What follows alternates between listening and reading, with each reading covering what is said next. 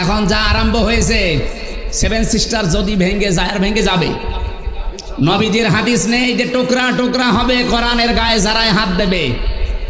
এর আগে যারাই হাত দিয়েছিল, আপনি তাকান রাশিয়ার দিকে 12 টুকরা হয়ে গিয়েছিল। এই কথা বলছেন এখানে। 1500 বছর আগে আল্লাহর ঘর মসজিদ কাবা শরীফ, এখানে হাত দেওয়ার কারণে এদের পূর্বপুরুষ যারা আব্রাহা, আল্লাহ কাসফে মাকুল বানিয়ে ফেলেছে।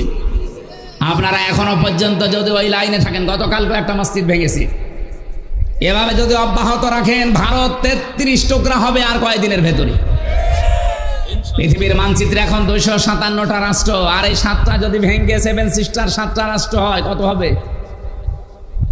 হ্যাঁ, 7টা বেড়ে যাবে না?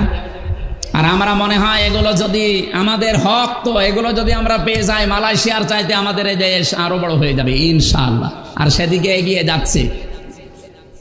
ভয় দেখিয়েছিল আমাদের যে না খাওয়িয়ে মারবে, এমন অবস্থা করেছে ওরা। এখন এই যে বিভিন্ন বর্ডার আছে না, পেঁয়াজ আলু পচে পচে নষ্ট হয়, আর গালি দেয় দাদারে।